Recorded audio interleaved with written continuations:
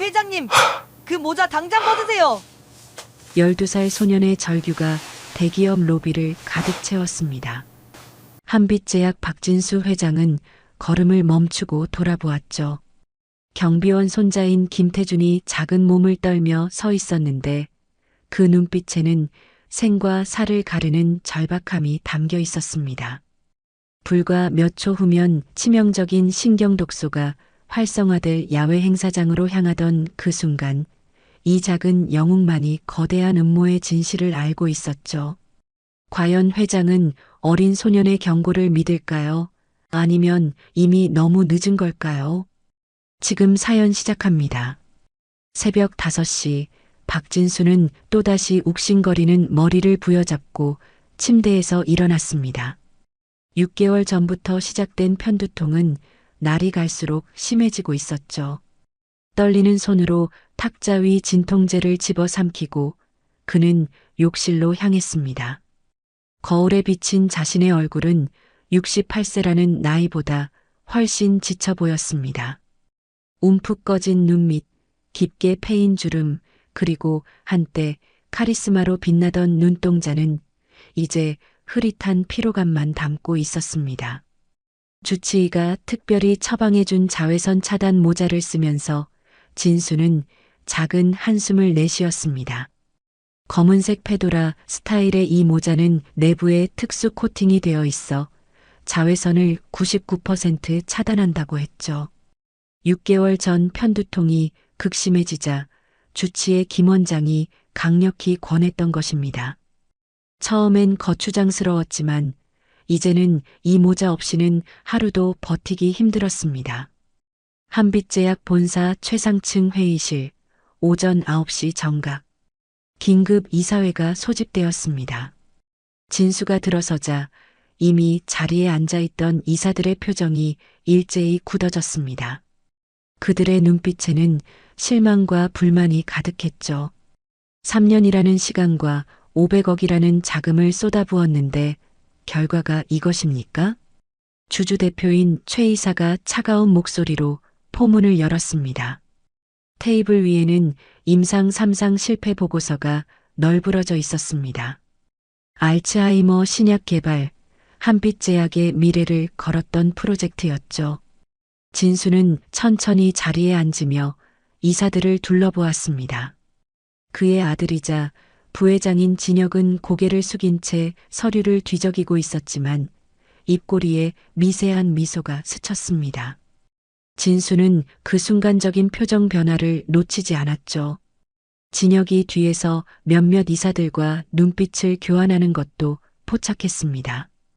회의가 끝난 후 진수는 화장실로 급히 향했습니다.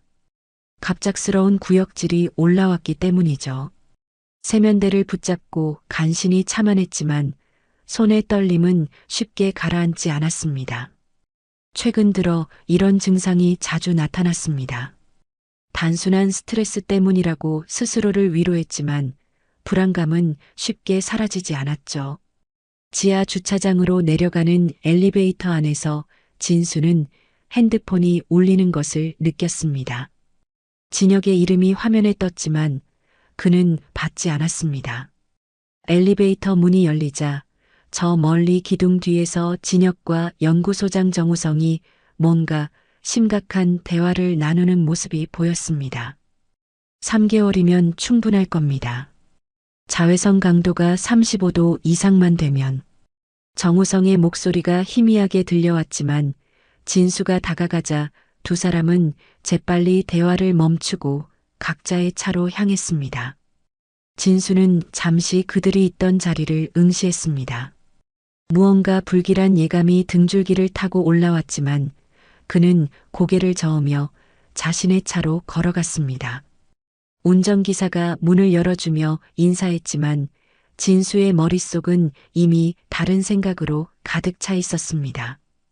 차가 본사를 빠져나가는 동안 그는 백미러로 건물을 바라보았습니다. 50년 전 작은 연구실에서 시작한 한빛제약. 그의 모든 것이었던 이 회사가 왜인지 오늘은 낯설게 느껴졌습니다. 오후 4시 한빛제약 1층 로비. 김태준은 할아버지가 일하는 경비실 문을 조심스럽게 열었습니다. 12살 소년의 얼굴에는 억누를 수 없는 자부심이 가득했죠. 손에는 방금 받아온 과학경시대회 전국대상 트로피가 들려 있었습니다. 할아버지, 제가 1등 했어요. 김상철은 걸레질하던 손을 멈추고 손자를 바라보았습니다. 58세의 나이에도 꼿꼿한 자세를 유지하던 그의 얼굴에 따뜻한 미소가 번졌죠. 그는 거친 손으로 태준의 머리를 쓰다듬었습니다. 우리 태준이가 정말 대단하구나. 그런데 이것 봐라. 영재 프로그램 선발 통지서도 왔더구나. 상철은 책상 서랍에서 봉투를 꺼내 보여주었습니다. MIT 온라인 영재 프로그램 나노 화학 특별과정 선발 통지서였죠. 태준의 눈이 반짝였습니다. 경비실 벽에는 5년 전 찍은 사진이 걸려 있었습니다. 병원 침대에 누워있는 7살 태준과 그 옆에 서 있는 박진수 회장. 백혈병 완치 퇴원 기념 사진이었죠. 상철은 그 사진을 가리키며 말했습니다. 태준아, 저 사진 기억하지? 회장님이 내 치료비 3억을 모두 내주셨어. 수술비, 입원비, 약값까지 전부 말이야. 태준은 고개를 끄덕였습니다. 그 기억은 아직도 선명했죠. 죽음의 문턱에서 자신을 구해준 은인, 박진수 회장. 태준은 책가방에서 태블릿을 꺼내 화면을 켰습니다. MIT 공개 강의 화면이 떴고 복잡한 화학 구조식들이 가득했습니다. 할아버지, 저 이제 나노 입자 구조도 이해할 수 있어요. 영재원 교수님이 특별히 가르쳐 주셨거든요. 상철은 손자의 열정적인 모습을 흐뭇하게 바라보았습니다. 그러다 문득 진지한 표정으로 말했죠. 태준아, 할아버지가 25년 동안 이 회사에서 일하면서 깨달은 게 있다. 은혜는 반드시 갚아야 한단다. 하지만 그것보다 더 중요한 게 있어. 정의를 지키는 거야. 태준이 고개를 갸웃거리자 상철은 계속 말을 이었습니다. 이 회사에는 보이지 않는 비밀들이 많아. 할아버지가 야간 순찰을 하다 보면 이상한 일들을 종종 목격하거든. 특히 연구소 쪽은 더 그래. 지난주에도 정식 절차 없이 반입된 화학 물질들이 있었어. 태준은 할아버지의 말에 귀를 기울였습니다. 상철은 벽에 걸린 마스터키를 가리켰죠. 이 열쇠로 회사 어디든 갈 수 있지만 할아버지는 함부로 사용하지 않는다. 하지만 언젠가 정말 필요한 순간이 올지도 몰라. 비밀번호는 내 생일이야. 813. 태준은 왜 할아버지가 갑자기 이런 말을 하는지 이해할 수 없었지만 진지한 표정으로 고개를 끄덕였습니다. 그때 경비실 창문 너머로 박진수 회장이 로비를 지나가는 모습이 보였습니다. 평소와 달리 발걸음이 무거워 보였고 얼굴색도 창백했죠. 회장님이 요즘 많이 안 좋아 보이셔. 3개월 전부터 부쩍 피곤해 하시는 것 같아. 상철의 걱정스러운 목소리에 태준도 창밖을 바라보았습니다. 회장의 검은 모자가 유독 무거워 보였습니다. 태준은 문득 오늘 읽었던 과학 잡지 기사가 떠올랐습니다. 나노 독소의 위험성에 관한 내용이었죠. 자외선과 반응하면 활성화되는 특수 물질들. 태준은 할아버지를 바라보며 물었습니다. 할아버지, 만약 누군가가 나쁜 짓을 하는 걸 알게 되면 어떻게 해야 해요? 상철은 손자의 맑은 눈을 바라보며 답했습니다. 용기를 내야지. 아무리 무서워도, 아무리 힘든 상황이어도 진실은 밝혀져야 해. 그게 우리가 받은 은혜에 보답하는 길이기도 하고. 다음 날 아침 8시, 진수는 대학병원 신경과 진료실에 앉아 있었습니다. 김 원장이 검사 결과지를 넘기며 눈썹을 찌푸렸죠. 회장님, 편두통이 더 심해지셨군요. 뇌파 검사에서도 이상 패턴이 보입니다. 그 모자 꼭 매일 쓰셔야 합니다. 자외선이 신경을 자극하면 증상이 악화될 수 있어요. 진수는 고개를 끄덕이며 진료실을 나섰습니다. 복도에서 마주친 간호사가 수군거리는 소리가 들렸죠. 한빛제약 회장의 건강 이상설은 이미 병원에도 퍼져 있었습니다. 그 시각 한빛제약 부회장실. 진혁은 아내 미란과 마주 앉아 있었습니다. 미란은 10년 전 경쟁사 연구원으로 일하다가 진혁을 만나 결혼했죠. 40세의 그녀는 여전히 날카로운 눈빛을 유지하고 있었습니다. 여보, 정우성 소장이 불안해하고 있어요. 5년 전 연구 데이터 조작건을 우리가 알고 있다는 걸 눈치챈 것 같아요. 진혁이 비웃음을 지었습니다. 그가 선택의 여지가 있나? 우리 말대로 하지 않으면 학계에서 매장될 텐데. 미라는 서류철을 펼쳤습니다. 진수의 최근 경영권 승계 계획서 사본이었죠. 놀랍게도 진혁의 이름은 후순위로 밀려 있었습니다. 한편 태주는 방과 후 영재원 온라인 수업을 듣고 있었습니다. 화면 속 MIT 교수가 나노 입자의 특성을 설명하고 있었죠. 태주는 노트에 꼼꼼히 받아 적으며 집중했습니다. 수업이 끝나자 그는 할아버지 경비실로 향했습니다. 경비실에 도착한 태주는 할아버지가 뭔가를 골똘히 보고 있는 것을 발견했습니다. 야간 순찰 일지였죠. 상철이 고개를 들어 손자를 보며 말했습니다. 태준아, 어젯밤에 이상한 일이 있었어. 연구소에 정식 반입 절차 없이 들어온 화학 물질이 있더라. 포장에 경고 표시가 가득했어. 태준이 일지를 들여다보니 고위험 물질, 취급주의라는 문구가 보였습니다. 그는 최근 읽은 논문에서 비슷한 경고를 본 기억이 났죠. 저녁 7시 회사 건물이 한산해질 무렵 진혁과 정우성이 연구소 한쪽 구석에서 만났습니다. 정우성의 손에는 작은 앰플이 들려 있었죠. 그의 얼굴은 땀으로 번들거렸고 손은 미세하게 떨리고 있었습니다. 부회장님, 이건 정말 위험한 일입니다. 만약 들키면 들킬 일은 없을 거야. 아버지 주치의도 우리 편이니까. 정우성은 망설이다가 앰플을 진혁에게 건넸습니다.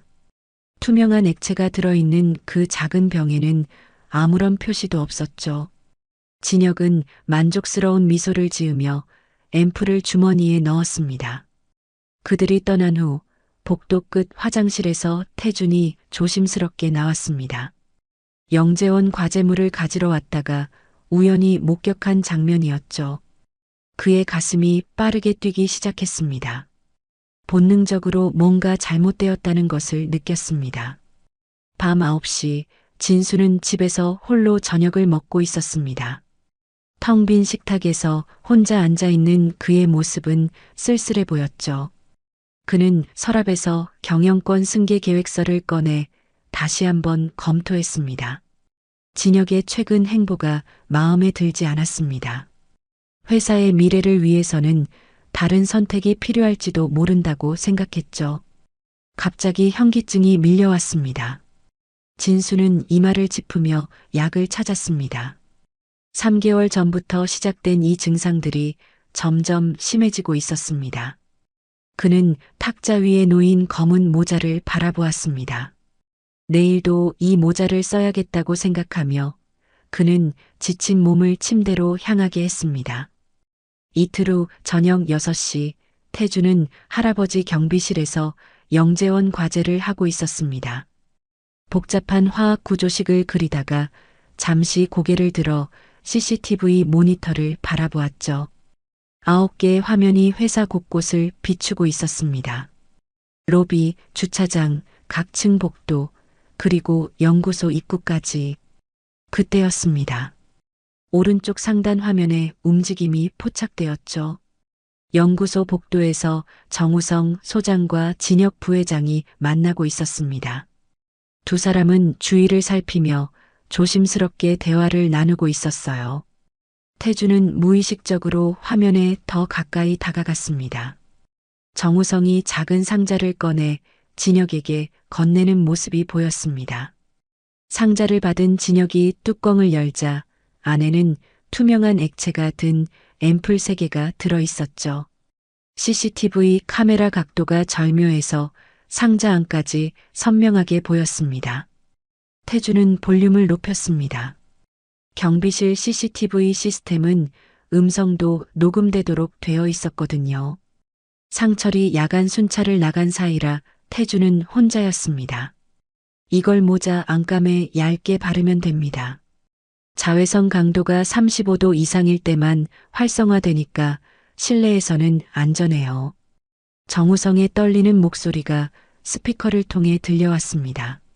진혁이 앰플 하나를 들어 불빛에 비춰보며 말했죠. 3개월이면 충분하다고 했지? 지금 2개월 3주째니까 일주일만 더 버티면 되는군. 태준의 심장이 쿵쿵 뛰기 시작했습니다. 그들이 말하는 모자는 진수 회장이 매일 쓰는 그 검은 모자일까요? 태준은 급하게 책가방에서 노트를 꺼내 들었습니다. 대화 내용을 빠짐없이 적어야 했죠. 부회장님, 정말 괜찮을까요? 만약 들키면. 들킬 일은 없어. 김 원장도 우리 편이고 검사 결과는 이미 조작되어 있으니까. 아버지는 단순한 편두통 치료제를 바르고 있다고 믿고 계시지. 태준의 손이 떨렸습니다. 펜을 쥔 손가락에 힘이 들어가 관절이 하얗게 변했죠. 화면 속 진혁의 표정은 차갑고 계산적이었습니다. 아버지를 해치려는 아들의 얼굴이라고는 믿기 어려웠어요. 신경독소가 완전히 퍼지려면 얼마나 남았죠? 현재 진행 속도로는 열흘 정도면 비가역적 손상이 시작됩니다. 기억력 저하, 판단력 상실, 그리고 결국에는 정우성이 말을 끝맺지 못했습니다. 진혁이 그의 어깨를 두드리며 말했죠. 당신도 공범이야. 5년 전 연구 조작건 잊지 않았겠지? CCTV 화면에서 정우성의 얼굴이 더욱 창백해지는 것이 보였습니다. 그는 고개를 떨구며 한숨을 내쉬었죠.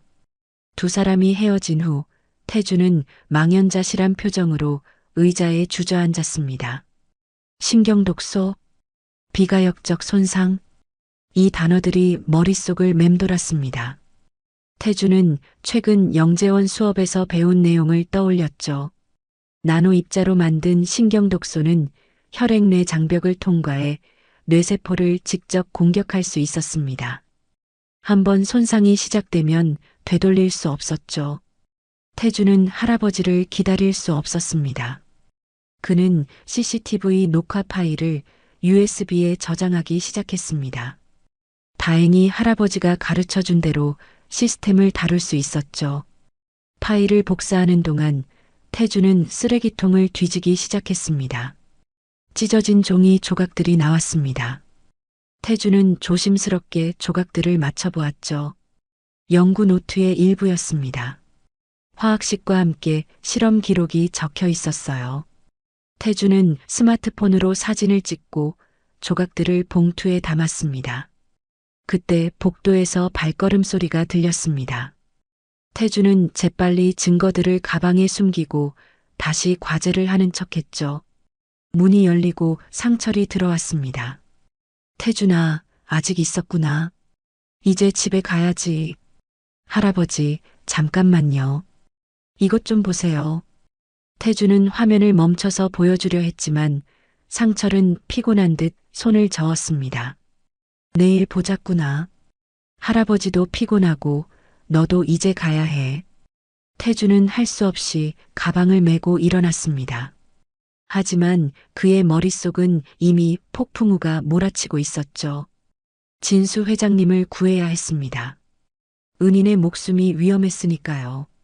집으로 가는 버스 안에서 태주는 USB를 꼭 쥐고 있었습니다. 이 작은 기계 안에 무서운 진실이 담겨 있었죠. 12살 소년이 감당하기에는 너무 무거운 비밀이었습니다. 하지만 태주는 이미 결심했습니다. 내일 아침 회장님께 직접 가야겠다고. 그날 밤 태주는 잠을 이룰 수 없었습니다. 천장을 바라보며 몇 번이고 뒤척였죠. USB가 베개 밑에서 딱딱하게 느껴질 때마다 가슴이 철렁 내려앉았습니다. 새벽 3시가 되자 그는 일어나 책상에 앉았습니다. 노트를 펼치고 상황을 정리하기 시작했어요. 첫째, 진혁 부회장과 정우성 소장이 회장님 모자에 신경독소를 바르고 있다. 둘째, 이미 2개월 3주가 지났고 열흘 안에 돌이킬 수 없는 손상이 시작된다. 셋째, 나는 증거를 가지고 있지만 12살 아이의 말을 누가 믿을까? 태주는 펜을 내려놓고 한숨을 쉬었습니다. 만약 자신이 틀렸다면 어떻게 될까요? CCTV 영상을 잘못 해석한 것일 수도 있었죠. 어쩌면 그들이 말한 모자는 다른 모자일지도 몰랐습니다. 태준의 이마에 식은땀이 맺혔어요. 아침 7시 태준은 학교 과학실에서 이 선생님을 찾았습니다. 과학 담당 선생님은 태준을 각별히 아꼈죠. 영재원에 추천해준 분이기도 했습니다. 선생님, 만약에요. 정말 만약에 누군가가 다른 사람을 천천히 해치려 한다면 어떻게 해야 할까요? 이 선생님은 안경을 벗고 태준을 바라보았습니다. 평소와 다른 태준의 창백한 얼굴이 걱정스러웠죠. 그건 가상의 시나리오니? 아니면 실제 상황이니? 태준은 망설이다가 고개를 저었습니다. 그냥 궁금해서요. 영재원 과제 때문에. 이 선생님은 잠시 생각하더니 진지하게 대답했습니다. 증거가 있다면 반드시 어른들에게 알려야 해. 특히 경찰이나 신뢰할 수 있는 사람에게 말이야. 혼자 해결하려 하면 안 돼. 태주는 고개를 끄덕였지만 마음은 더욱 복잡해졌습니다. 경찰에 가면 믿어줄까요? 재벌 회장의 아들이 아버지를 해치려 한다는 말을요. 점심시간 태주는 영재원 교수님께 이메일을 보냈습니다. 나노입자 신경독소의 작용 메커니즘에 대해 간접적으로 질문했죠. 1시간 후 답장이 왔습니다. 태준 학생이 질문한 구조식은 실제로 신경전달물질을 차단하는 독소입니다. 자외선에 노출되면 활성화되는 특성이 있고 피부를 통해 흡수되면 혈액을 타고 뇌에 도달합니다. 매우 위험한 물질이니 실제로 다루지는 말기 바랍니다. 태준의 손이 떨렸습니다. 자신의 추측이 맞았던 것이죠. 회장님은 정말로 위험에 처해 있었습니다. 오후 4시 태준은 용기를 내어 한빛제약 본사로 향했습니다. 방과 후 할아버지를 만나러 간다는 핑계였지만 실제 목적은 달랐죠. 회장실로 가는 길을 알고 있었습니다. 할아버지와 함께 몇 번 가본 적이 있었거든요. 엘리베이터에서 내린 태주는 비서실 앞에 섰습니다. 유리문 너머로 비서들이 바쁘게 움직이는 모습이 보였죠. 태주는 심호흡을 하고 문을 열었습니다. 어린이는 여기 올 수 없어요. 빨리 내려가세요. 젊은 여비서가 날카로운 목소리로 말했습니다. 태주는 다급하게 설명했죠. 회장님께 꼭 드릴 말씀이 있어요. 정말 중요한 일이에요.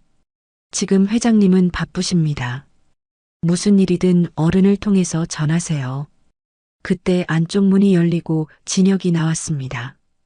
태준과 눈이 마주친 진혁의 표정이 순간 굳어졌다가 곧 미소를 지었죠.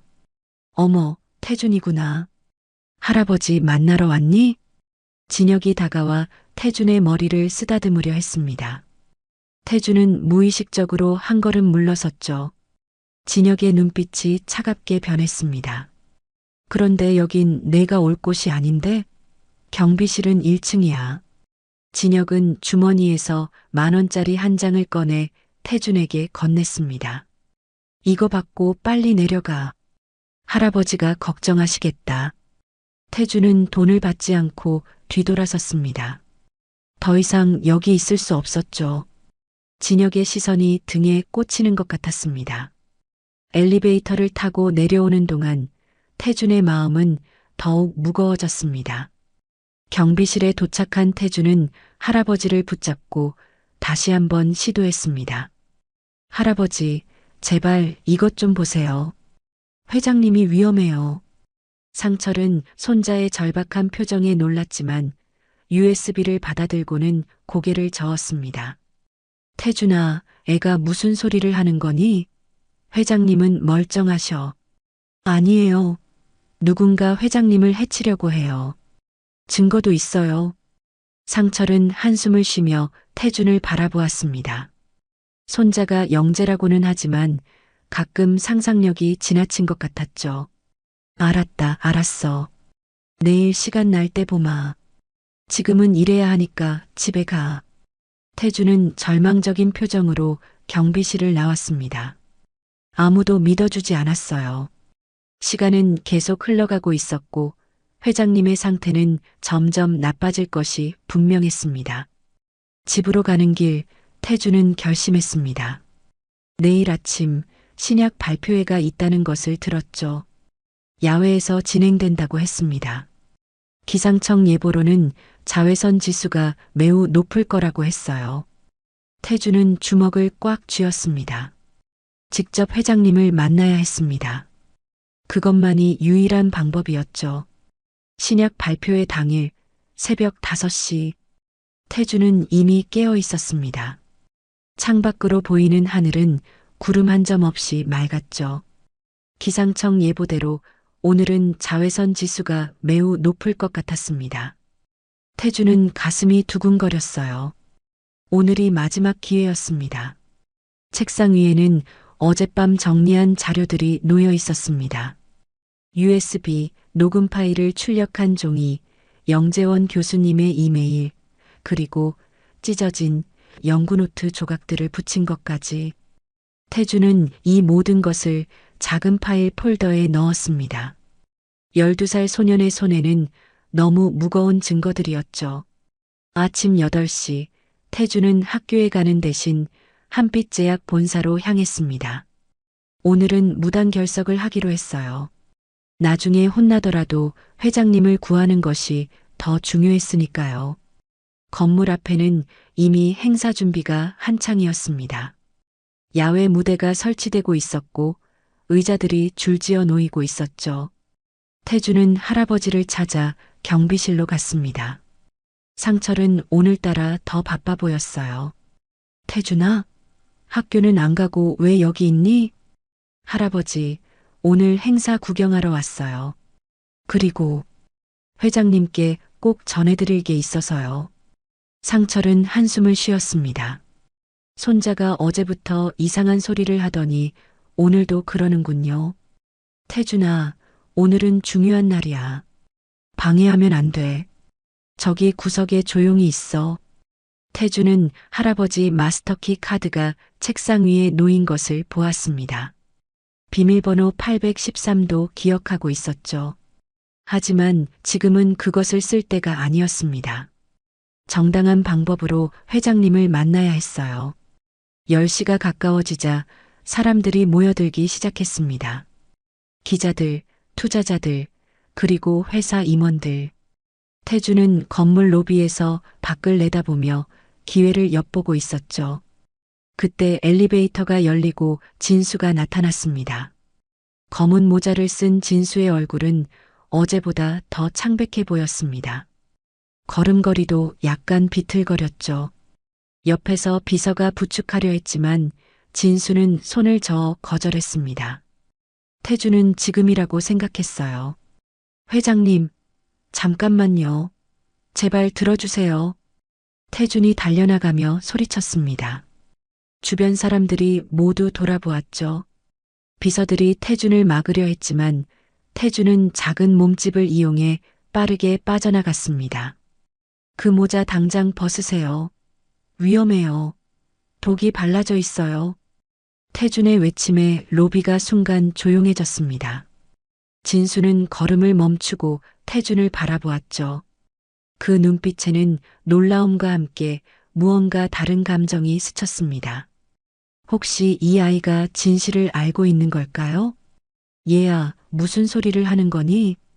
진수의 목소리는 차분했지만 약간 떨렸습니다. 태주는 파일 폴더를 꺼내 들었어요. 증거가 있어요. 부회장님과 정우성 소장님이 모자에 신경독소를 발랐어요. 2개월 3주째라고 했어요. 열흘만 더 지나면 돌이킬 수 없대요.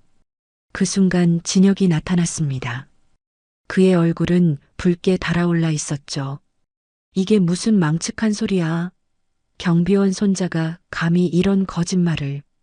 진혁이 태준에게 다가가려 했지만 진수가 손을 들어 제지했습니다. 진수는 천천히 모자를 벗었어요. 햇살이 그의 희끗한 머리카락을 비쳤습니다. 태준은 안도의 한숨을 내쉬었죠. 이 증거를 보여줄 수 있니? 진수가 물었습니다. 태준은 고개를 끄덕이며 USB를 꺼냈어요. CCTV 녹화본이에요. 두 분이 대화하는 걸 다 녹음했어요. 그리고 연구 노트 조각도 있고 영재원 교수님이 이 물질이 신경독소라고 확인해 주셨어요. 진수는 비서에게 눈짓했습니다. 비서가 USB를 받아들었죠. 진혁의 얼굴이 하얗게 질렸습니다. 그는 뒤돌아 도망가려 했지만 진수의 목소리가 그를 붙잡았어요. 진혁, 어디 가는 거냐? 차가운 아버지의 목소리에 진혁은 얼어붙었습니다. 로비에 있던 모든 사람들이 숨죽이며 지켜보고 있었죠. 태주는 떨리는 다리를 간신히 버티고 서 있었습니다. 자신이 한 일이 옳았다는 확신과 동시에 무서움도 밀려왔어요. 진수는 태준을 바라보며 부드럽게 말했습니다. 태준이라고 했니? 너는 정말 용감한 아이구나. 내 목숨을 구해줬어. 그 순간 태준의 눈에서 눈물이 흘렀습니다. 긴장이 풀리면서 다리에 힘이 빠졌죠. 상철이 달려와 손자를 안아주었습니다. 할아버지의 눈에도 눈물이 고여 있었어요. 진수는 모자를 든 채 햇빛 아래 서 있었습니다. 오늘 이 모자를 계속 썼다면 어떻게 되었을까요? 자외선 지수가 높은 날, 야외 행사에서 장시간 노출되었다면 진수는 몸서리를 쳤습니다. 회장실로 자리를 옮긴 진수는 태준과 단둘이 앉아 있었습니다. 밖에서는 경찰이 도착했다는 소란이 들렸지만 이 방 안은 고요했죠. 진수는 모자를 책상 위에 놓고 한참 동안 바라보았습니다. 그의 손가락이 미세하게 떨리고 있었어요. 태준아, 내가 어떻게 이걸 알게 되었니? 진수의 목소리는 부드러웠습니다. 태준은 처음부터 차근차근 이야기하기 시작했죠. CCTV를 통해 목격한 것, 연구 노트 조각을 발견한 것, 영재원 교수님께 확인받은 것까지. 진수는 고개를 끄덕이며 들었습니다. 5살 때가 생각나니? 갑작스러운 질문에 태준은 잠시 멈췄습니다. 진수가 계속 말했죠. 아니, 7살이었구나. 내가 백혈병으로 병원에 입원했을 때 말이야. 의사들이 희망이 없다고 했었지. 하지만 넌 살아났어. 태준의 눈이 커졌습니다. 그 기억이 선명하게 떠올랐죠. 하얀 병실 링거줄, 그리고 매일 찾아와 주던 회장님의 따뜻한 손길. 회장님이 매일 오셨어요. 동화책도 읽어주시고. 그래, 호랑이와 곶감 이야기를 특히 좋아했지. 진수의 얼굴에 미소가 번졌습니다. 하지만 곧 그 미소는 씁쓸함으로 변했죠. 그때 내가 나에게 약속했어. 꼭 나아서 과학자가 되어 은혜를 갚겠다고. 7살짜리 아이의 약속이었지만 나는 그 진심을 느꼈어. 태주는 고개를 숙였습니다. 부끄러움과 자부심이 동시에 밀려왔죠. 진수가 의자에서 일어나 창가로 걸어갔습니다. 밖에는 여전히 소란스러웠어요. 정말 아들이, 진혁이가 이런 일을 꾸몄단 말이냐? 진수의 목소리가 떨렸습니다. 아버지로서의 고통이 묻어났죠. 태주는 조심스럽게 USB를 꺼내 진수에게 건넸습니다. 직접 들어보세요. 부인할 수 없는 증거예요. 진수는 노트북을 켜고 파일을 재생했습니다. 스피커에서 진혁과 정우성의 대화가 흘러나왔죠. 독소를 바르는 방법, 3개월 계획, 그리고 정우성을 협박하는 내용까지. 진수의 얼굴이 점점 창백해졌습니다. 녹음이 끝나자 진수는 의자에 무너지듯 앉았습니다. 그의 어깨가 축 처졌죠. 68세의 나이에 아들에게 배신당한 충격은 감당하기 어려웠습니다. 회장님, 태준이 걱정스럽게 불렀습니다. 진수는 고개를 들어 태준을 바라보았죠. 그의 눈에는 눈물이 고여 있었습니다. 태준아, 내가 없었다면 나는 정말로. 말을 잇지 못하는 진수를 보며 태준도 눈시울이 붉어졌습니다. 이 순간 그들은 더 이상 재벌 회장과 경비원 손자가 아니었어요. 생명을 구해준 은인과 그 은혜를 갚은 아이였습니다. 문이 열리고 비서가 들어왔습니다. 회장님, 외부 연구소에서 모자 성분 분석 결과가 나왔습니다. 비서가 건넨 보고서를 진수가 펼쳐보았습니다.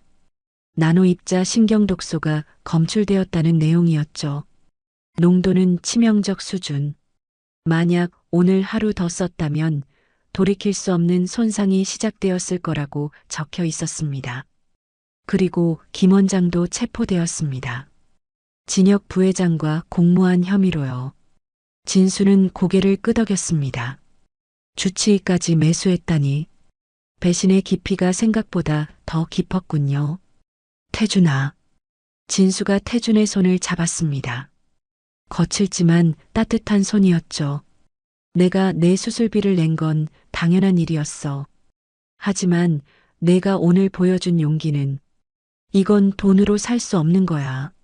넌 진정한 영웅이다. 태준은 부끄러워하며 고개를 저었습니다. 아니에요. 할아버지가 가르쳐 주셨어요. 은혜는 갚되 정의도 지켜야 한다고요. 그때 경비실에서 상철이 올라왔습니다. 손자를 꼭 안아주며 말했죠. 우리 태준이가 정말 대단한 일을 해냈구나. 진수는 상철에게도 고개를 숙였습니다. 김상철 씨, 훌륭한 손자를 키우셨습니다. 그리고 25년 동안 묵묵히 회사를 지켜주셔서 감사합니다. 세 사람은 잠시 말없이 서로를 바라보았습니다. 창밖으로는 경찰차의 사이렌 소리가 들렸고 진혁이 연행되는 모습이 보였죠. 하지만 이 방 안에는 따뜻한 온기가 흘렀습니다. 진정한 신뢰와 의리가 무엇인지 그들은 오늘 확실히 보여주었습니다. 그날 오후 진수는 신뢰할 수 있는 전직 검사 출신 변호사 최민수를 불렀습니다. 회의실에는 진수, 태준, 상철, 그리고 최 변호사가 모여 있었죠. 테이블 위에는 태준이 모은 증거들이 체계적으로 정리되어 있었습니다. 회장님, 이 증거들은 완벽합니다. 살인미수와 배임, 그리고 연구 조작까지. 진혁 부회장과 정우성 소장은 최소 10년 이상의 형을 받을 겁니다. 최 변호사의 확신찬 목소리에 진수는 씁쓸하게 고개를 끄덕였습니다. 아들을 감옥에 보내야 한다는 현실이 가슴 아팠죠. 하지만 정의는 세워져야 했습니다. 태준아, 너는 정말 대단한 일을 했어. 이제 우리가 나머지를 처리할 테니 걱정하지 마. 진수가 태준의 어깨를 두드리며 말했습니다. 태준은 안도의 한숨을 내쉬었어요. 하지만 뭔가 미진한 느낌이 들었죠. 회장님, 혹시 정우성 소장님 컴퓨터를 조사해 봤나요? 거기 더 많은 증거가 있을 것 같은데. 태준의 말에 최 변호사가 눈을 빛냈습니다. 좋은 지적이야. 압수수색 영장을 신청하겠습니다. 저녁 7시 태준과 상철은 경비실로 돌아왔습니다. 하지만 태준의 마음은 여전히 불안했어요. 뭔가 놓친 것이 있는 것 같았죠. 그때 할아버지가 야간 순찰을 나가며 마스터키를 책상에 놓고 갔습니다. 태준은 잠시 망설이다가 결심했습니다. 이미 회장님은 구했지만 완전한 진실을 밝혀야 했어요. 그는 마스터키를 들고 연구소로 향했습니다. 비밀번호 813을 입력하자 문이 열렸죠. 정우성의 연구실은 어둡고 조용했습니다. 태주는 컴퓨터를 켰습니다. 다행히 자동 로그인이 되어 있었어요. 태주는 삭제된 파일 복구 프로그램을 실행했습니다. 영재원에서 배운 대로 했죠. 놀랍게도 수많은 파일들이 복구되기 시작했습니다. 그 중에는 충격적인 내용이 있었어요. 정우성이 5년 전에 조작한 연구 데이터, 그리고 그것을 진혁이 알게 된 경위까지 상세히 기록되어 있었죠. 더 놀라운 것은 미란의 이메일이었습니다. 그녀가 10년 전 경쟁사에서 일할 때부터 산업 스파이였다는 증거가 나왔어요. 진혁과의 결혼조차 계획된 것이었죠. 한빛제약의 기술을 빼내기 위한 장기 프로젝트였습니다. 태주는 이 모든 것을 USB에 저장했습니다. 두 번째 USB였죠. 첫 번째보다 더 폭발적인 내용이었습니다. 그때 복도에서 발소리가 들렸어요. 태준의 심장이 쿵쿵 뛰었습니다. 문이 열리고 경비 아저씨가 들어왔습니다. 상철이었죠. 태준아, 여기서 뭐하니? 할아버지, 이것 좀 보세요. 정말 중요한 걸 발견했어요. 상철은 화면을 보고 놀랐습니다. 손자가 찾아낸 것들이 너무나 충격적이었죠. 둘은 서둘러 증거를 수집하고 연구실을 나왔습니다. 다음 날 아침, 진수는 긴급 기자회견을 열었습니다. 태준이 찾은 추가 증거들이 공개되었죠. 언론은 발칵 뒤집혔습니다. 단순한 살인미수 사건이 아니라 10년에 걸친 거대한 음모였다는 것이 밝혀졌으니까요. 이 모든 진실을 밝혀낸 것은 12살 소년 김태준입니다.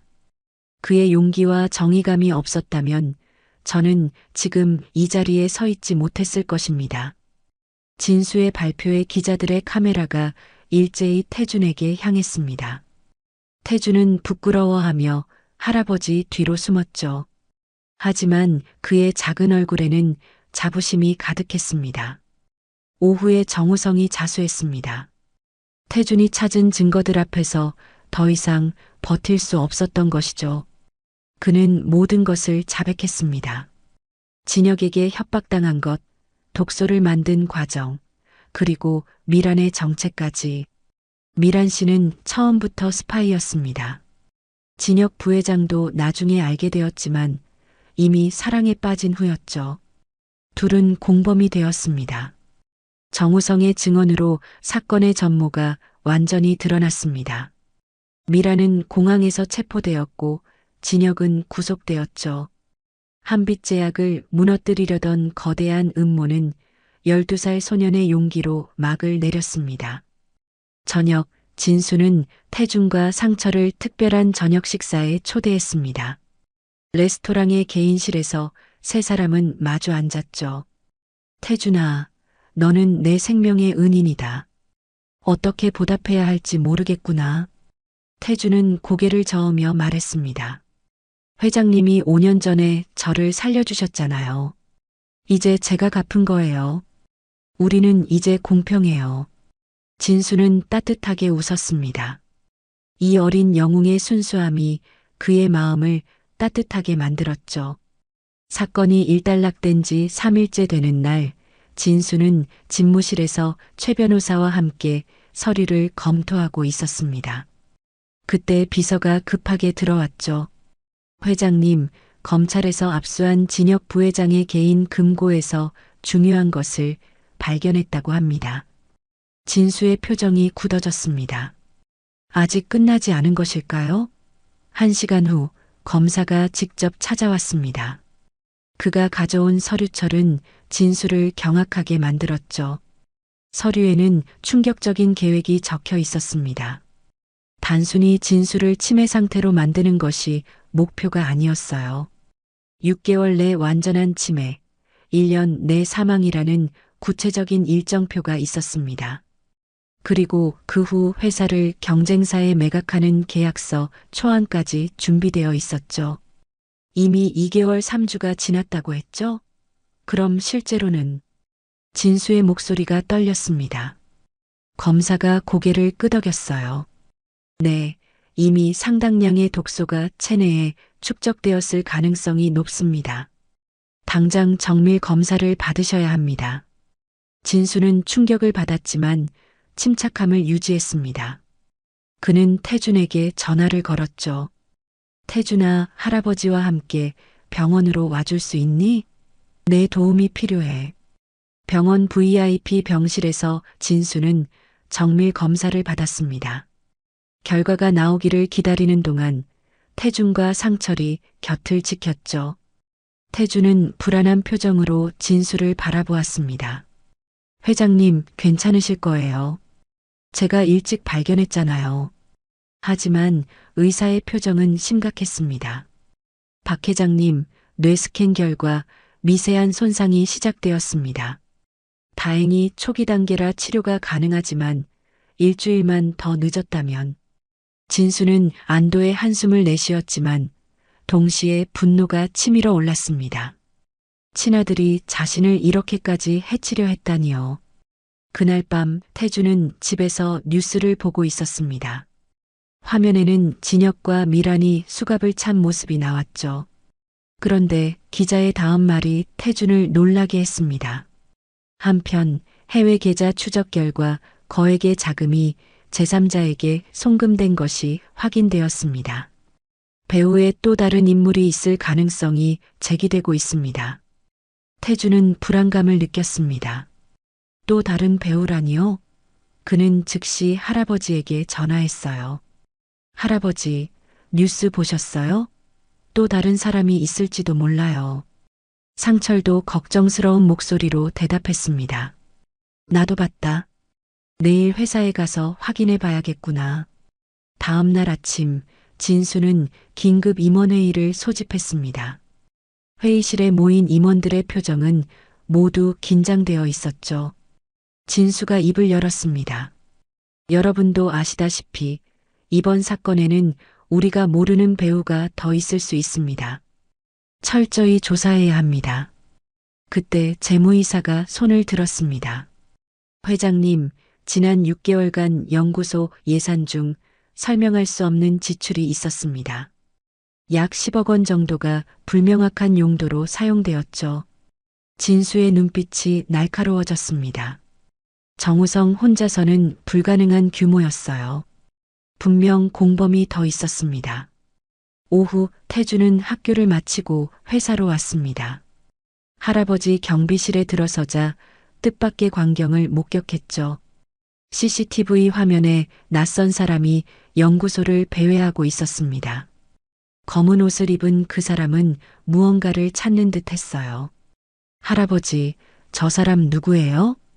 상철도 고개를 갸웃거렸습니다. 모르겠는데. 연구소는 지금 폐쇄 상태인데 어떻게 들어갔지? 태주는 직감적으로 위험을 느꼈습니다. 그는 즉시 진수에게 전화를 걸었죠. 회장님, 지금 누군가 연구소에 침입했어요. 증거를 없애려는 것 같아요. 진수는 즉시 보안팀을 보냈습니다. 하지만 그들이 도착했을 때 침입자는 이미 사라진 뒤였죠. 대신 연구소 컴퓨터 하드디스크 몇 개가 사라져 있었습니다. 이 사건으로 모두가 깨달았습니다. 이것은 단순한 가족 내 배신이 아니라 더 큰 음모의 일부였다는 것을요. 그리고 그 배우는 아직도 어딘가에서 움직이고 있었습니다. 다음 날 새벽 6시 진수는 긴급 뉴스에 잠이 깼습니다. 텔레비전 화면에는 충격적인 내용이 나오고 있었죠. 한빛제약 박진수 회장, 치매 초기 진단 의혹, 회사 경영 능력에 의구심 제기. 진수는 벌떡 일어났습니다. 이건 사실이 아니었어요. 어제 검사 결과는 미세한 손상이었지 치매가 아니었습니다. 누군가 의료 기록을 조작해서 언론에 흘린 것이 분명했죠. 전화가 쉴 새 없이 울렸습니다. 비서의 다급한 목소리가 들렸어요. 회장님, 주가가 30% 폭락했습니다.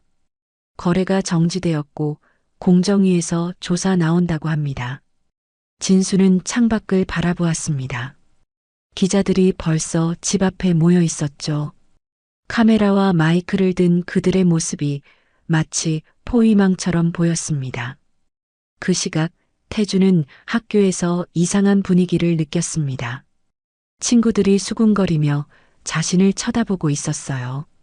휴대폰을 확인하니 인터넷에 자신의 사진이 올라와 있었죠.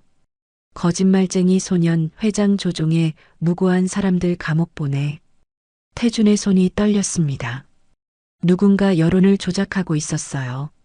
댓글에는 욕설과 협박이 가득했죠.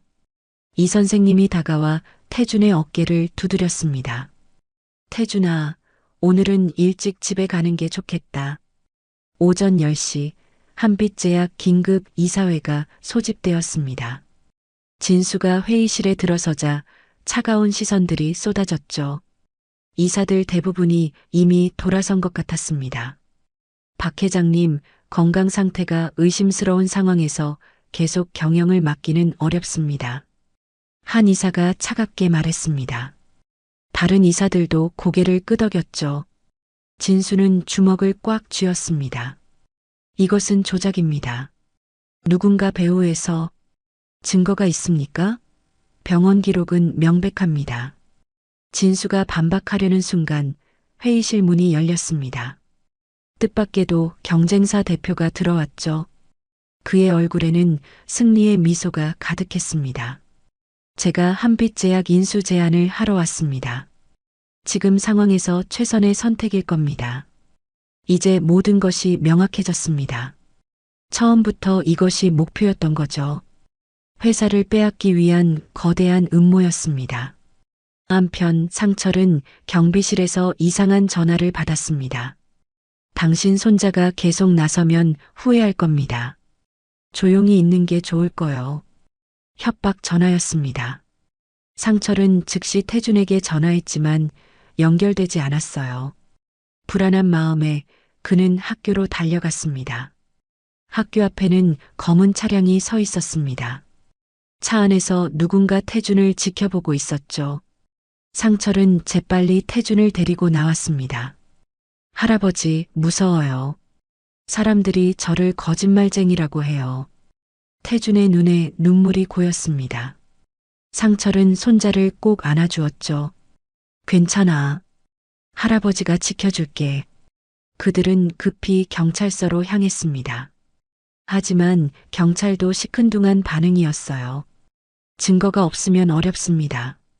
단순한 악플이나 소문 정도로는 절망적인 상황이었습니다. 언론은 이미 진수를 치매 환자로 태준을 거짓말쟁이로 몰아가고 있었죠. 저녁, 진수는 텅 빈 회장실에 홀로 앉아 있었습니다. 이사회는 그의 직무 정지를 결정했고 내일 해임 투표가 예정되어 있었죠. 창밖으로 보이는 회사 건물이 마치 무너져 내리는 것 같았습니다. 전화가 울렸습니다. 태준이었어요. 회장님, 포기하지 마세요. 아직 끝나지 않았어요. 제가 뭔가 찾았어요. 태준의 목소리에는 희망이 담겨 있었습니다. 하지만 진수는 지쳐 있었죠. 태준아, 고맙다. 하지만 이제 너도 위험해. 그만하는 게 안 돼요. 제가 시작한 일이에요. 끝까지 할 거예요. 태준의 단호한 목소리에 진수는 작은 미소를 지었습니다. 이 어린 영웅은 포기할 줄 몰랐죠.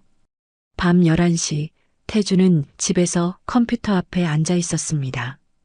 그가 찾은 것은 해외 계좌의 실제 주인이었어요. 놀랍게도 그것은 경쟁사 대표의 비밀 계좌였습니다. 모든 음모의 실체가 드러나기 시작했죠. 해임 투표 당일 오전 9시 이사회 회의실은 무거운 침묵으로 가득했습니다. 진수는 마지막으로 이사들을 둘러보았죠. 한때 자신을 따르던 사람들이 이제는 시선조차 마주치지 않았습니다. 투표를 시작하겠습니다. 박진수 회장 해임안에 대한 표결입니다. 의장의 목소리가 울려 퍼졌습니다. 하나둘 손이 올라갔죠. 찬성, 찬성, 또 찬성. 15명의 이사 중 13명이 찬성표를 던졌습니다. 진수의 어깨가 눈에 띄게 처졌어요. 박진수 회장의 해임이 가결되었습니다. 즉시 퇴거해 주시기 바랍니다. 진수는 천천히 일어났습니다. 50년 동안 앉았던 그 자리를 마지막으로 바라보았죠. 그의 눈가에 깊은 주름이 더욱 선명해 보였습니다. 회의실을 나서는 그의 뒷모습은 한없이 작아 보였어요. 복도에는 이미 경비원들이 대기하고 있었습니다. 그들은 진수를 에워싸고 건물 밖으로 안내했죠. 로비를 지나는 동안 직원들이 안타까운 눈빛으로 바라보았지만 아무도 다가오지 않았습니다. 죄송합니다, 회장님. 개인 물품만 가져가실 수 있습니다. 경비팀장이 미안한 표정으로 말했습니다. 진수는 고개를 끄덕이고 작은 상자 하나만 들고 나왔죠.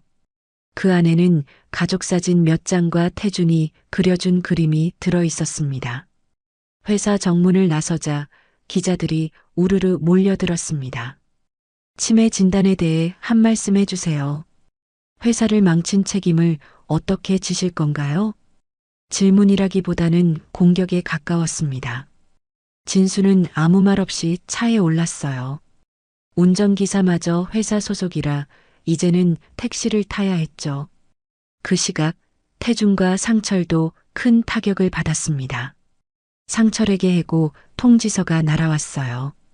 김상철 씨는 본일부로 해고됨을 통보합니다. 퇴직금은 규정대로 지급됩니다. 25년 동안 일한 회사에서 하루아침에 쫓겨난 것입니다. 상철은 떨리는 손으로 통지서를 접었죠. 태준이 울먹이며 할아버지를 안았습니다. 제가 다 망쳤어요. 쟤 때문에 할아버지까지. 아니야, 태준아. 넌 옳은 일을 했어. 할아버지는 자랑스러워. 하지만 상철의 목소리에도 지친 기색이 역력했습니다. 집으로 돌아가는 길, 두 사람은 말없이 걸었죠. 거리에 사람들이 수군거리며 손가락질하는 것 같았습니다. 저녁, 진수는 텅 빈 집에 홀로 앉아 있었습니다. 텔레비전에서는 여전히 자신을 비난하는 뉴스가 나오고 있었죠. 한빛제약 주가 50% 추가 하락. 경쟁사 인수 협상 본격화. 리모컨을 던지고 싶었지만 힘조차 없었습니다. 전화도 끊겼고 법인카드도 정지되었죠. 은행 계좌마저 가압류되어 있었습니다. 68세의 나이에 모든 것을 잃었어요. 책상 서랍을 열자 약병이 보였습니다. 수면제였죠. 진수는 약병을 들어 한참 바라보았습니다. 이대로 끝내는 것이 나을지도 모른다는 생각이 들었어요. 그때 문자 메시지 알림이 울렸습니다. 태준이었죠. 회장님, 포기하지 마세요. 저희가 있잖아요. 단순한 문자였지만 진수의 눈에서 눈물이 흘렀습니다. 그는 약병을 내려놓았어요. 아직 자신을 믿어주는 사람이 있다는 사실이 작은 위로가 되었죠. 밤 10시, 태준은 여전히 컴퓨터 앞에 앉아 있었습니다. 경쟁사 대표의 비밀 계좌를 추적하던 중 놀라운 사실을 발견했어요. 계좌에서 나간 돈이 언론사들로 흘러들어간 흔적이 있었죠. 언론 조작의 증거였습니다. 하지만 태준은 망설였습니다. 이 증거만으로 충분할까요? 누가 12살 아이의 말을 믿어줄까요? 게다가 이제는 할아버지도 해고되어 회사 시스템에 접근할 수도 없었습니다. 어떻게 해야 하지? 태준은 머리를 싸매고 고민했습니다. 그때 또 다른 파일을 발견했어요. 경쟁사 대표와 누군가의 통화 녹음 파일이었죠. 재생 버튼을 누르자 충격적인 내용이 흘러나왔습니다. 박진수를 제거하면 한빛제약은 우리 것입니다. 그 어린 놈도 처리해야 할 텐데. 태준의 등골이 서늘해졌습니다. 자신도 제거 대상이었던 거예요. 무서움과 동시에 분노가 치밀어 올랐죠. 이들을 반드시 막아야 했습니다. 새벽 2시 진수는 어둠 속에서 홀로 깨어 있었습니다. 창밖에는 비가 내리고 있었죠. 빗방울이 유리창을 두드리는 소리가 마치 자신의 눈물 같았습니다. 그는 침대에서 일어나 거실로 나왔어요. 집안은 너무 조용해서 자신의 숨소리마저 크게 들렸습니다. 탁자 위에는 50년 기업 인생의 흔적들이 흩어져 있었습니다. 첫 계약서, 상장 기념패, 그리고 가족 사진들. 진수는 사진 하나를 들어 올렸죠. 진혁이 10살 때 찍은 사진이었습니다. 회사 창립 기념일에 아버지 손을 꼭 잡고 환하게 웃고 있는 아들의 모습이 보였어요. 그때는 아들이 자신의 뒤를 이어 회사를 더 크게 키울 거라고 믿었었죠. 언제부터 이렇게 된 걸까? 내가 뭘 잘못한 걸까? 진수의 목소리가 텅 빈 집안에 울렸습니다. 그는 사진을 가슴에 안았어요. 아들이 자신을 죽이려 했다는 사실이 여전히 믿기지 않았죠. 가슴 한쪽이 찢어지는 듯한 고통이 밀려왔습니다. 평생 회사를 위해 살았는데 정작 가족은 지키지 못했어요. 휴대폰을 집어들었다가 다시 내려놓았습니다. 전화할 사람이 아무도 없었어요. 평생 쌓아온 인맥들은 모두 등을 돌렸고 가족마저 적이 되었죠. 68세의 나이에 완전히 혼자가 되었습니다. 은행 잔고도 가압류되어 당장 생활비조차 걱정이었어요. 수면제 병이 다시 눈에 들어왔습니다. 의사가 처방해준 강한 수면제였죠. 진수는 병을 들어 뚜껑을 열었어요. 하얀 알약들이 손바닥에 쏟아졌습니다. 10개, 20개. 이대로 모든 것을 끝낼까 하는 생각이 들었어요. 더 이상 살아갈 이유를 찾을 수 없었습니다. 물컵을 들고 알약을 입에 넣으려는 순간 탁자 위에 놓인 태준의 그림이 보였습니다. 크레파스로 그린 단순한 그림이었지만 거기에는 진심이 담겨 있었죠. 세 사람이 손을 잡고 웃고 있는 모습. 그림 아래에는 서툰 글씨로 우리의 영웅 회장님이라고 적혀 있었어요. 진수의 손이 멈췄습니다. 알약을 다시 병에 넣었어요. 그는 그림을 들어 한참 바라보았죠. 이 아이가 자신을 영웅이라고 불렀습니다. 모든 것을 잃었지만 적어도 한 아이에게는 영웅이었어요. 같은 시각 태준도 잠을 이루지 못하고 있었습니다. 컴퓨터 앞에 앉아 경쟁사 대표의 통화 녹음을 다시 들었죠. 자신을 제거하겠다는 말이 귓가에 맴돌았어요. 무서웠습니다. 12살 소년이 감당하기에는 너무 큰 두려움이었죠. 창밖을 보니 검은 차가 집 앞을 서성이고 있었습니다. 감시당하는 것 같아 더욱 무서웠어요. 할아버지가 방문을 열고 들어왔습니다. 손에는 따뜻한 우유가 들려 있었죠. 태준아, 아직 안 잤니? 이거라도 마셔. 상철의 얼굴에도 피로가 가득했습니다. 해고 통지를 받은 후 한숨도 못 잤을 거예요. 눈가에는 깊은 주름이 패여 있었고 어깨는 축 처져 있었죠. 태준은 할아버지를 보며 눈물이 났습니다. 할아버지, 제가 다 망쳤어요. 쟤 때문에 직장도 잃으시고. 아니야. 넌 용감했어. 25년 동안 일했지만 내가 한 일만큼 자랑스러운 건 없었어. 상철은 손자를 꼭 안아주었습니다. 하지만 그의 어깨도 떨리고 있었죠. 퇴직금으로 얼마나 버틸 수 있을까요? 손자 학비는 어떻게 돼야 할까요? 걱정이 산더미였습니다. 새벽 4시 진수는 창가에 서서 도시를 바라보았습니다. 저 멀리 한빛 제약 건물에 불빛이 보였어요. 50층 건물이 밤하늘에 우뚝 서 있었죠. 이제는 남의 회사가 되어버린 곳이었습니다. 그가 평생을 바쳐 일군 제국이 한순간에 무너졌어요. 내가 뭘 위해 살아왔나? 돈을 위해? 명예를 위해? 결국 아무것도 남지 않았는데. 진수의 독백이 새벽 공기에 흩어졌습니다. 그는 거울에 비친 자신을 보았어요. 한때 카리스마 넘치던 얼굴은 이제 초췌한 노인의 얼굴이었죠. 그때 휴대폰이 울렸습니다. 새벽 시간에 전화가 오다니 화면을 보니 태준이었어요.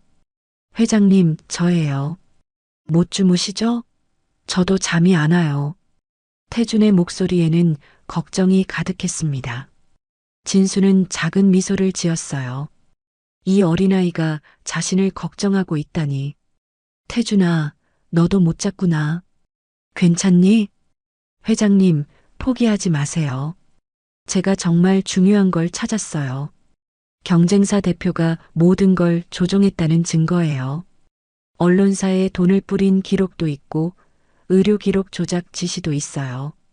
태준의 목소리에 흥분이 담겨 있었습니다. 하지만 진수는 지쳐 있었죠. 이제 와서 무엇을 할 수 있을까요? 태준아, 이제 그만해도 돼. 넌 충분히 해줬어. 더 이상 위험에 빠지지 마. 안 돼요. 아직 끝나지 않았어요. 회장님이 저를 살려주셨잖아요. 이제는 제가 회장님을 구할 차례예요. 내일 아침 8시에 만나요. 장소는 제가 문자로 보낼게요. 전화가 끊어졌습니다. 진수는 한참 동안 전화기를 바라보았어요. 12살 소년이 아직도 포기하지 않고 있었습니다. 그 작은 용기가 진수의 마음에 다시 불을 지폈죠. 가슴 깊은 곳에서 뭔가 뜨거운 것이 올라왔어요. 그래, 아직 끝나지 않았어. 저 아이를 위해서라도. 진수는 주먹을 꽉 쥐었습니다. 모든 것을 잃었지만 아직 진실은 남아 있었어요. 그리고 그 진실을 밝히려는 어린 영웅이 있었죠. 그것만으로도 다시 일어설 이유가 충분했습니다.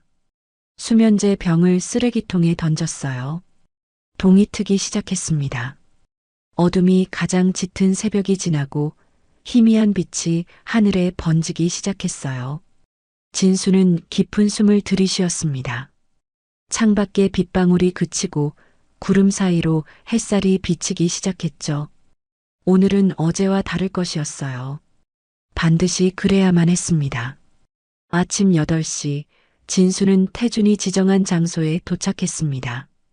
도시 외곽의 작은 카페였죠. 평일 아침이라 사람이 거의 없었어요. 구석자리에는 이미 태준과 상철, 그리고 낯선 남자 한 명이 앉아 있었습니다. 카페 안은 커피 향이 가득했고 창밖으로는 아침 햇살이 비스듬히 들어오고 있었죠. 회장님, 여기 앉으세요. 태준이 자리를 안내했습니다. 낯선 남자가 일어나 정중하게 인사했죠. 그의 눈빛에는 날카로운 지성이 담겨 있었어요. 안녕하세요. 저는 검찰 특수부 김현우 검사입니다. 태준 군이 가져온 증거를 보고 직접 나왔습니다. 이런 사건은 처음 봅니다. 진수는 놀란 표정으로 태준을 바라보았습니다. 12살 소년이 어떻게 검사를 움직였을까요? 태준은 가방에서 노트북을 꺼내 펼치며 설명하기 시작했어요. 화면이 켜지자 수많은 파일들이 정리되어 있었습니다. 어젯밤에 더 많은 걸 발견했어요. 경쟁사 대표 최정호가 1년 전부터 이 모든 걸 계획했다는 증거예요. 처음엔 단순한 인수합병인 줄 알았는데 완전한 범죄였어요. 화면에는 수많은 이메일과 계좌 내역이 떴습니다. 태준은 마우스를 움직이며 하나씩 설명했죠. 그의 작은 손가락이 빠르게 키보드를 두드렸어요. 파일을 열 때마다 새로운 증거들이 나타났습니다. 여기 보세요. 최정호가 진혁 부회장에게 처음 접근한 게 작년 3월이에요. 골프 모임을 가장한 비밀 회동이었죠. 그리고 정우성 소장의 연구 조작 사실을 캐낸 것도 최정호였어요. 사립탐정을 고용해서 5년 전 기록까지 뒤졌더라고요. 이 모든 게 한빛 제약을 헐값에 인수하기 위한 계획이었죠. 김현우 검사가 서류를 하나씩 검토하며 눈썹을 찌푸렸습니다. 증거를 보면 볼수록 사건의 규모가 커졌어요. 이 정도 증거면 충분합니다. 최정우를 구속할 수 있어요. 산업 스파이, 주가 조작, 언론 조작, 공문서 위조까지 최소 20년은 나올 겁니다. 조직적 범죄예요. 진수의 눈에 생기가 돌아왔습니다. 절망의 끝에서 찾은 한 줄기 빛이었죠. 그의 주먹이 떨리고 있었어요. 하지만 아직 문제가 있었습니다. 하지만 이미 회사는 넘어갔어요. 저는 해임되었고 복귀할 방법이 그것도 해결할 수 있습니다. 김 검사가 가방에서 또 다른 서류를 꺼냈습니다. 법원 직인이 찍힌 긴급 가처분 신청서였죠. 그는 서류를 펼치며 설명했어요. 조작된 증거로 이뤄진 해임은 무효입니다. 법원에 긴급 가처분을 신청하면 즉시 복귀할 수 있어요. 이미 담당 판사와 상의했습니다. 증거가 명백해서 오늘 중으로 결정 날 겁니다. 진수는 믿기지 않는다는 표정으로 서류를 바라보았습니다. 정말 가능한 일일까요? 며칠 전만 해도 모든 것을 포기하려 했는데 태준이 진수의 떨리는 손을 잡았어요. 그 작은 손에서 따뜻함과 용기가 전해졌습니다. 회장님, 할 수 있어요. 제가 찾은 증거가 확실해요. 최정우가 의사를 매수해서 가짜 진단서를 만들게 했다는 녹음도 있어요. 병원 주차장에서 돈을 건네는 CCTV도 확보했고요. 태주는 녹음 파일을 재생했습니다. 스피커에서 최정우의 목소리가 선명하게 흘러나왔죠. 박진수 치매 진단서 잘 만들어. 대가는 충분히 치를 테니 3천만 원 선불, 3천만 원 후불이야. 그리고 그 꼬마도 조용히 처리해야겠어. 교통사고로 위장하면 될 거야. 애들은 원래 사고가 많으니까. 진수의 얼굴이 돌처럼 굳어졌습니다. 태준을 해치려 했다니. 분노가 온몸을 타고 올라왔어요. 상철도 주먹을 꽉 쥐며 몸을 떨었죠. 그의 얼굴이 붉게 달아올랐습니다. 이 나쁜 놈들, 내 손자를 건드리려 했다니. 김 검사가 일어났습니다.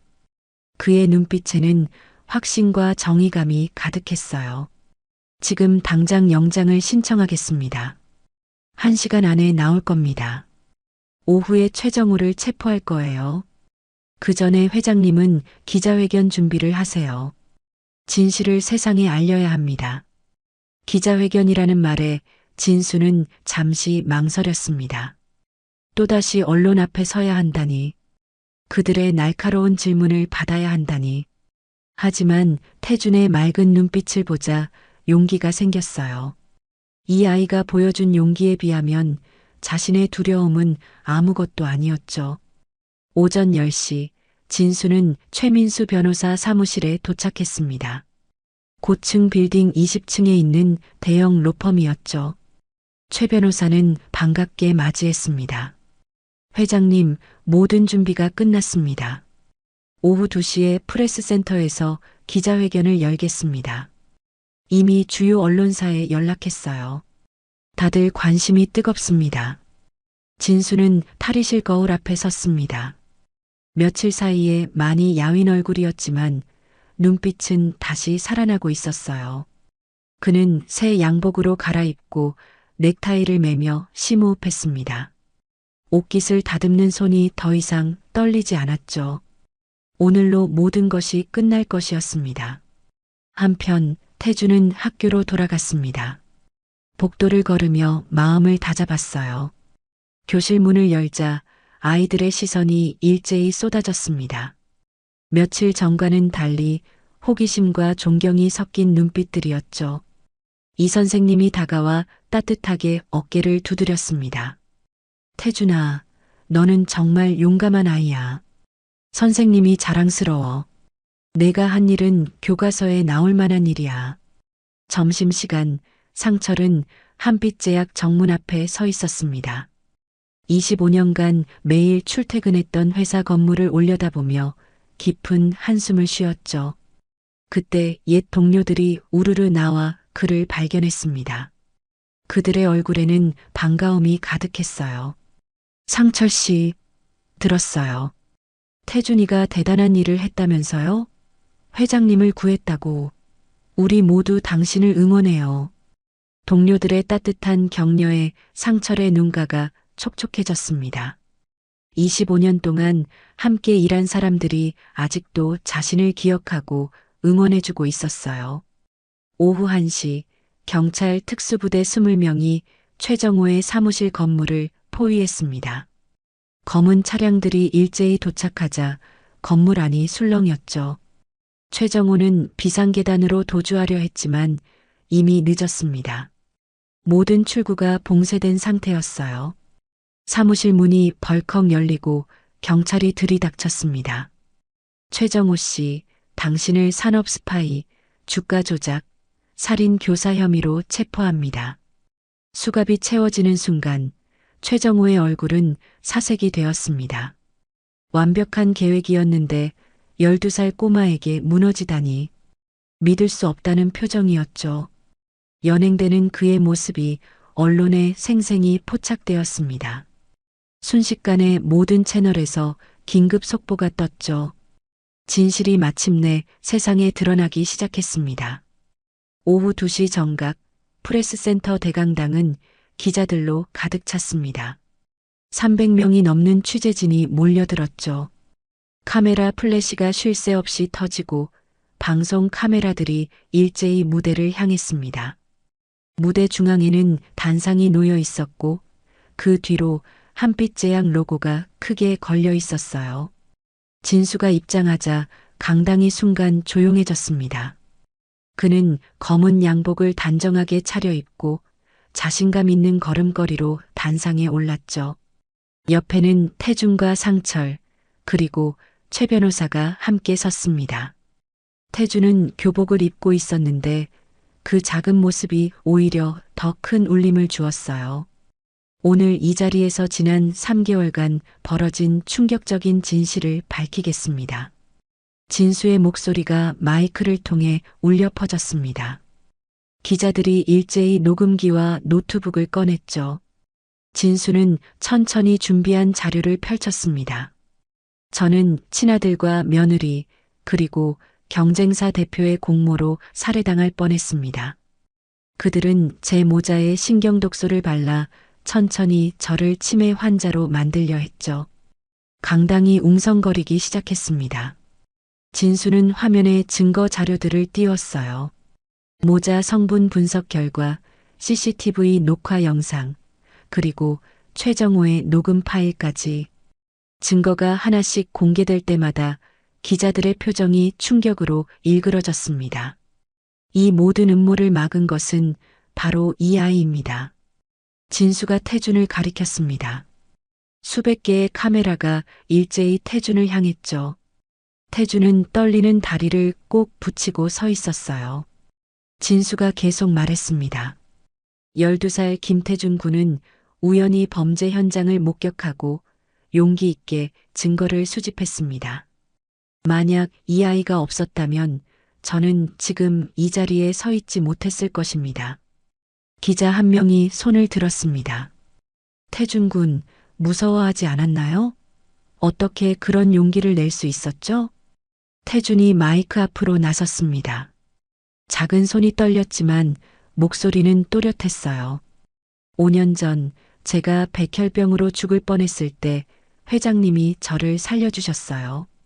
은혜는 꼭 갚아야 한다고 할아버지가 가르쳐 주셨고요. 그리고 정의가 지켜지지 않으면 우리 모두가 위험해진다고 생각했어요. 강당이 숙연해졌습니다. 어린아이의 순수한 정의감에 모두가 감동했죠. 그때 최 변호사가 추가 자료를 공개했습니다. 방금 법원에서 연락이 왔습니다. 박진수 회장의 복직이 즉시 승인되었고 진혁 씨와 최정호 씨에 대한 구속영장이 발부되었습니다. 환호성이 터져 나왔습니다. 기자들이 앞다투어 질문을 쏟아냈죠. 그 순간 강당 뒤쪽 문이 열리고 경찰들이 들어왔습니다. 그들 사이로 수갑을 찬 진혁과 미란이 끌려 들어왔어요. 기자회견장을 지나 법원으로 가는 길이었죠. 진혁이 아버지와 눈이 마주쳤습니다. 그의 눈에는 후회와 원망이 뒤섞여 있었어요. 진수는 아들을 바라보며 눈물을 참았습니다.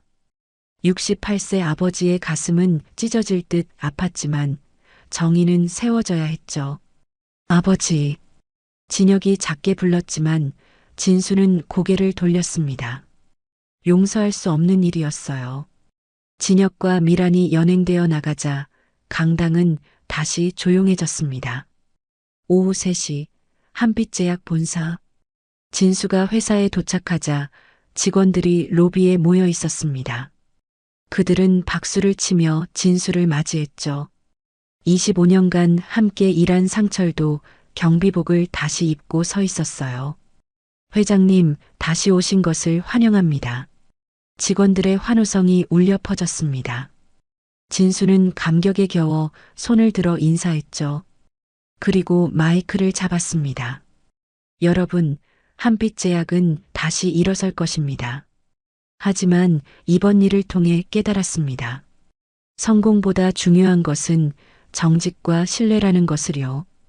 그는 태준을 바라보며 미소 지었습니다. 그리고 오늘부로 김태준 과학영재 장학재단을 설립하겠습니다.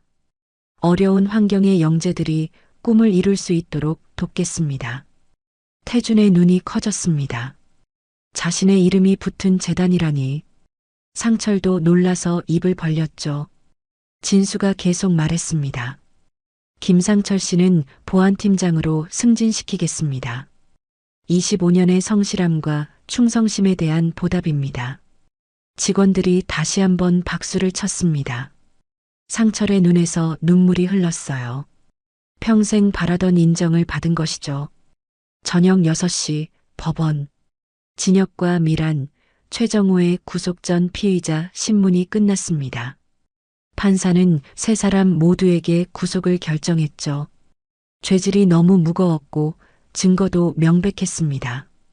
피고인들은 살인미수, 배임, 주가 조작 등의 혐의로 구속합니다. 판사의 선고가 내려지자 최정호가 소리쳤습니다. 이건 음모야. 내가 누군지 알아? 내 변호사를 불러. 하지만 그의 외침은 무시되었습니다. 정의의 심판 앞에서 그의 권력과 돈은 아무 소용이 없었죠. 진혁은 고개를 숙인 채 끌려나갔고 미라는 차가운 표정으로 침묵을 지켰습니다. 밤 9시 진수의 집. 오랜만에 따뜻한 저녁 식사가 차려졌습니다. 진수, 태준, 상철 세 사람이 둘러앉았죠. 식탁 위에는 김치찌개와 불고기, 그리고 태준이 좋아하는 달걀말이가 놓여 있었어요. 태준아, 정말 고맙다. 내가 나를 구했어. 진수가 진심을 담아 말했습니다. 태준은 쑥스러워하며 고개를 숙였어요. 아니에요. 회장님이 먼저 저를 구해주셨잖아요. 이제 우리는 공평해요. 상철이 따뜻하게 웃으며 두 사람을 바라보았습니다. 이들은 더 이상 회장과 경비원 손자가 아니었어요. 서로의 생명을 구한 진정한 가족이었죠. 창밖으로 별이 빛나고 있었습니다. 어둠을 뚫고 나온 빛처럼 그들도 시련을 이겨내고 여기 있었어요. 내일은 새로운 시작이 될 것입니다. 1년 후 봄날의 따스한 오후, 한빛제약 신관 10층 대회의실에서는 특별한 행사가 열리고 있었습니다. 김태준 과학영재 재단의 첫 번째 장학생 수여식이었죠. 100명이 넘는 사람들이 모여 있었고 그 중에는 언론사 기자들도 여럿 보였습니다. 진수는 단상에 서서 마이크를 잡았습니다. 69세가 된 그의 얼굴에는 1년 전과 달리 평온함이 깃들어 있었어요. 오늘 우리 재단의 첫 장학생 10명을 선발했습니다. 이 아이들은 모두 어려운 환경에서도 과학에 대한 열정을 포기하지 않았죠. 객석 맨 앞줄에는 13살이 된 태준이 교복을 입고 앉아 있었습니다. 그의 가슴에는 영재고등학교 합격증이 들어 있었어요. 옆에는 보안팀장 정장을 입은 상철이 자랑스러운 표정으로 앉아 있었죠. 특히 첫 번째 장학생인 정민수 군은 현재 백혈병 투병 중입니다. 하지만 병실에서도 과학 공부를 멈추지 않았어요. 휠체어를 탄 11살 소년이 앞으로 나왔습니다. 창백한 얼굴이었지만 눈빛만은 반짝이고 있었죠. 진수가 직접 장학증서를 전달했습니다. 민수야, 꼭 나와서 훌륭한 과학자가 되렴. 네, 회장님. 태준 형처럼 되고 싶어요. 민수의 말에 모두가 미소를 지었습니다. 태준은 부끄러워하면서도 뿌듯한 표정이었어요. 수여식이 끝난 후 진수는 태준과 상철을 따로 불렀습니다. 세 사람은 회장실로 이동했죠. 1년 전 그날의 긴장감과는 달리 이제 이곳은 따뜻한 공간이 되어 있었습니다. 태준아, 영재고 합격 축하한다. 면접에서 뭐라고 했길래 만점을 받았니? 진수가 호탕하게 웃으며 물었습니다. 태준이 가방에서 서류를 꺼냈어요. 자기소개서 사본이었죠. 제가 쓴 자기소개서예요. 읽어보시겠어요? 진수가 받아서 읽기 시작했습니다. 거기에는 1년 전 사건이 자세히 적혀 있었어요. 그리고 마지막 문단에는 이렇게 쓰여 있었죠. 은혜를 갚는 것과 정의를 지키는 것은 같은 일입니다. 저는 과학자가 되어 누군가를 해치는 독이 아닌 사람을 살리는 약을 만들고 싶습니다. 1년 전 그날 저는 작은 용기로 큰 악을 막을 수 있다는 것을 배웠습니다. 진수의 눈가가 촉촉해졌습니다. 상철도 손자의 글을 읽으며 코끝이 시큰했어요. 정말 대견하구나. 내가 이렇게 성장했다니. 그때 비서가 노크를 했습니다. 회장님, 면회 시간입니다. 진수가 고개를 끄덕였습니다. 오늘은 진혁을 면회 가는 날이었어요. 1년 동안 한 번도 빠지지 않고 매달 찾아갔죠. 태준아, 같이 갈래? 태준이 놀란 표정을 지었습니다. 진수가 부드럽게 설명했어요. 용서는 못하지만 그래도 아버지니까 내가 가르쳐 준 거야. 정의도 중요하지만 사람을 포기하면 안 된다고. 오후 3시 서울 구치소 면회실. 진혁이 수의를 입고 나타났습니다. 1년 사이에 많이 야위었고 머리에는 흰머리가 늘었죠. 진수와 마주 앉아 고개를 들지 못했습니다.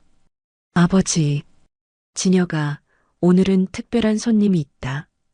태준이 들어왔습니다. 진혁의 눈이 커졌어요. 자신을 감옥에 보낸 아이였죠.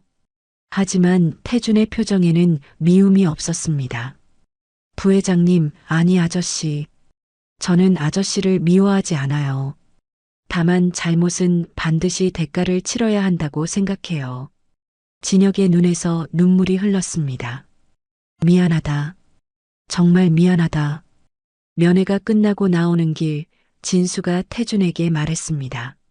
10년형을 받았지만 모범수로 7년이면 나올 수 있대. 그때까지 기다려볼 생각이야. 저녁, 상철의 작은 아파트. 세 사람이 모여 저녁을 먹고 있었습니다. 1년 전과 똑같은 메뉴였어요. 김치찌개, 불고기, 그리고 달걀말이. 하지만 분위기는 완전히 달랐죠. 회장님, 회사는 어떠세요? 상철이 물었습니다. 진수가 환하게 웃었어요. 작년보다 매출이 30% 늘었어. 직원들이 더 열심히 일하더라고. 신뢰를 되찾으니까 모든 게 좋아졌어. 태준이 젓가락을 내려놓고 말했습니다. 저도 목표가 생겼어요. 영재고 졸업하고 의대 가서 신경독소를 치료하는 약을 개발할 거예요. 그래, 넌 할 수 있을 거야. 진수가 태준의 어깨를 두드렸습니다. 창밖으로 해가 지고 있었어요. 1년 전 그날도 이런 저녁이었죠. 하지만 그때는 두려움과 절망이 가득했다면 지금은 희망과 감사가 넘쳤습니다. 상철이 차를 끓여왔습니다. 세 사람은 따뜻한 차를 마시며 창밖을 바라보았어요. 한빛제약 건물이 저 멀리 보였고 그 옆에는 새로 지은 재단 건물이 나란히 서 있었죠. 인생은 참 신기해요. 최악의 순간이 최고의 기회가 되기도 하니까. 태준의 말에 두 어른이 고개를 끄덕였습니다. 맞아. 그 모자를 벗지 않았다면 우리는 지금 여기 없었을 거야. 진수가 말했습니다. 상철이 덧붙였어요. 하지만 태준이의 용기가 없었다면 진실은 영원히 묻혔을 거예요. 세 사람은 서로를 바라보며 미소 지었습니다. 그들 사이에는 혈연보다 더 깊은 유대가 있었어요. 서로를 구하고 구원받은 특별한 인연이었죠. 밤이 깊어갈 무렵 태준이 일어났습니다. 이제 가볼게요. 내일 학교 일찍 가야 해서. 그래, 조심해서 가렴. 진수와 상철이 문 밖까지 배웅했습니다. 태준이 돌아서며 말했어요. 회장님, 할아버지, 정말 감사해요. 두 분이 계셔서 제가 있는 거예요. 그 말을 남기고 태준이 엘리베이터에 올랐습니다. 진수와 상철은 한참 동안 복도에 서 있었어요. 좋은 아이야. 정말 좋은 아이야. 진수의 말에 상철이 자랑스럽게 웃었습니다.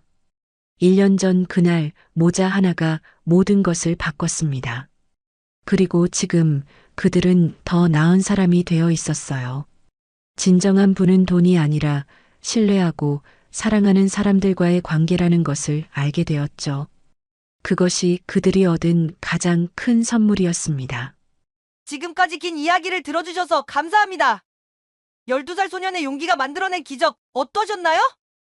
이 이야기가 마음에 드셨다면 주변에 공유해주세요. 그리고 댓글로 여러분의 생각을 들려주시면 감사하겠습니다. 오늘도 건강하고 행복한 하루 되세요. 다음에 또 좋은 이야기로 찾아뵙겠습니다. 인생은 드라마였습니다.